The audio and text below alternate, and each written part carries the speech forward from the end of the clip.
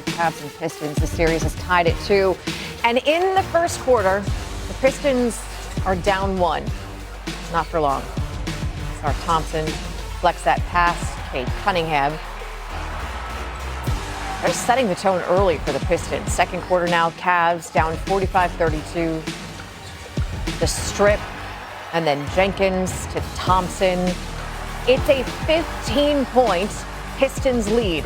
Cavs now down 9. In transition, Cunningham picks off James Harden, then dishes to Jalen Duren. The Pistons outscored the Cavs 20-2 in points off turnovers in the first half. They once led by as many as 15. At the break, it was 60-52. So now we go to the third quarter. 5 minutes to play in it. Cavs down far. It is James Harden. You know who's not going to love the call on that? Everyone there. Cavs down 1 after the free throw. 2 minutes to go. 2-point game. Not for long. Evan Mobley to Sam Merrill. That's a 3. Cavs now up 1. It's now a 1-point game. 79-78. Mobley dunking all over Sar Thompson. By the way, Mobley, 19 points. Cavs would have a 4-point lead going into the fourth. Then in the fourth, Cade Cunningham knocking down that 3. One of the 6 he made. Pistons up 3. Then Tobias Harris is going to find Jenkins. Corner. That is another 3 to make it a 6-point lead for the Pistons. Harden, for all of the playoff games he has been in, this was his best. Going to find Mobley there for 3. It's a 13-0 run for the Cavs. Mitchell stripped. Thompson doesn't get the foul on that loose ball. This was when it was tied at 103. There was the missed call. And it's 103 all. Bonus basketball for all. Yeah, something missed there. We go to overtime. Cavs up 2, continuing their run that started at the end of the fourth. Mitchell attacking, called bank. Cavs up 4. Still up Cavs, only by 2. Mitchell knocking down the corner 3. Going to continue here. That's going to go in. Pistons now inbounding. Max Strus, defense to offense, strips Cunningham. Mitchell cuts to the basket. Cavs fans, there were a few, and they liked it. Cunningham, 39 points, did everything he could. It was ruled a 2 after the review, by the way. Pistons down 2. But Harden, 24 seconds to go. Cavs up 3 at the line after making the first free throw. Misses the second, but gets his own rebound for a career playoff best 30 points. The Cavs win this one 117-113.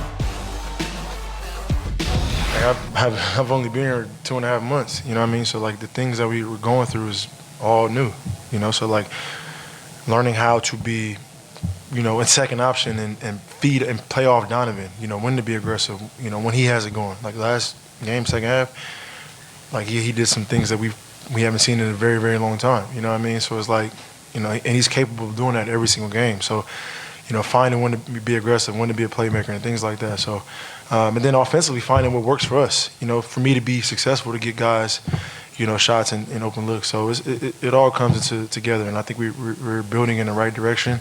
And throughout that process, there's going to be some, you know, times where, you know, we don't look as great, but I think the mindset of wanting to help each other be better. And, you know, I think we're finding that as of lately.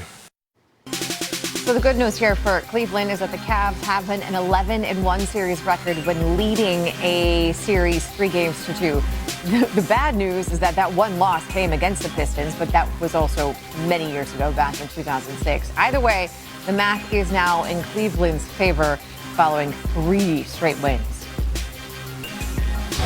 I feel like we slowed our tempo down, started playing in the half court. Thought we had success when we got out in transition. We got stops and were able to get out and run. You know, and then they started doubling and, you know, getting the ball out of Cade's hands. So, you know, we'll find ways to fix it. We'll be better. So I really got to watch it. I mean, we ain't supposed to lose that lead like that, man. We got to be better. We got to execute better. Defensively, we gave up too many timely threes. That's all I could think of.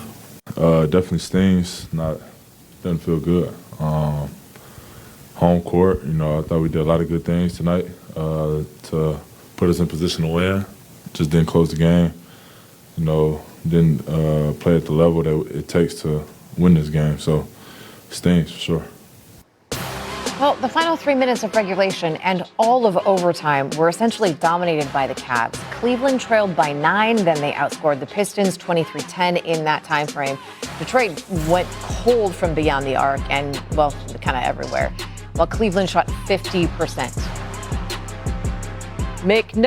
Monica McNutt is with us now, or I say with us, as in me. Look, James Harden was able to do what the Cavs have not been able to do. He got them a win on the road this playoffs. How did they get it done? Because they didn't look so good early on.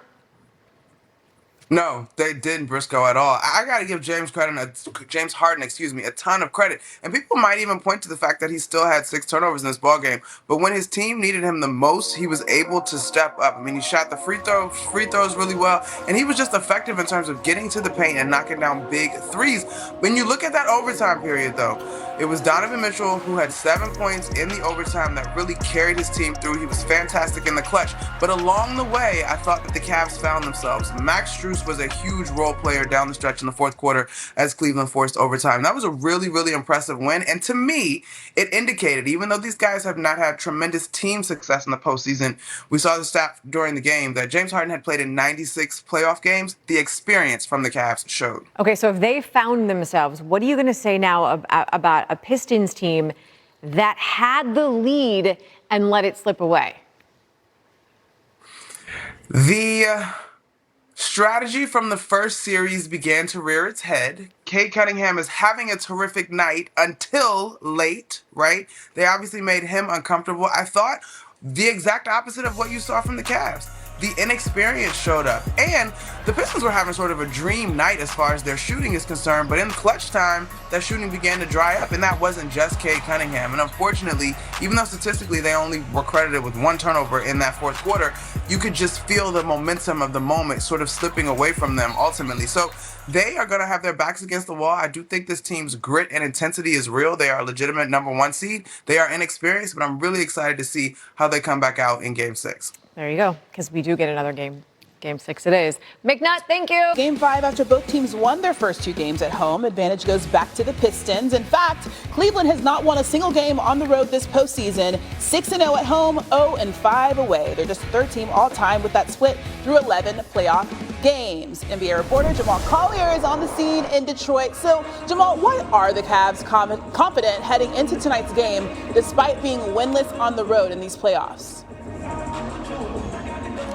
Christine, they feel like they found something in those 2 wins in Cleveland that is going to translate going forward in this series and on the road. And it starts with James Harden.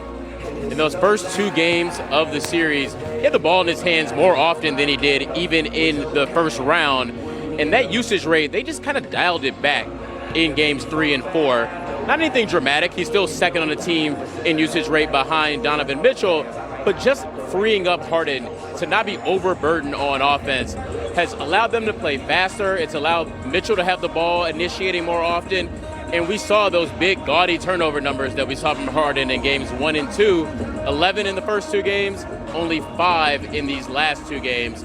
And Harden said he feels like this is a sustainable change because if the Cavs can get a shot on the basket, they feel like their offense is going to run a lot more smoother.